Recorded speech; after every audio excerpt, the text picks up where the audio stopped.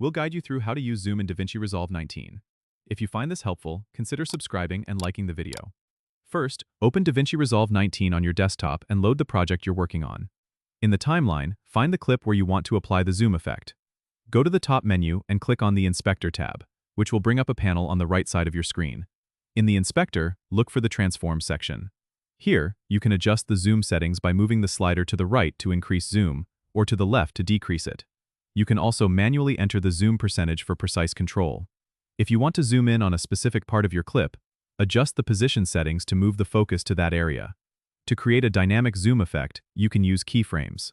Click on the diamond icon next to Zoom and Position to add keyframes at the start of your clip where you want the zoom to begin. Move the playhead to the point where you want the zoom to end, and adjust the zoom and position settings again to automatically create new keyframes. This will create a smooth zoom transition between the 2 points.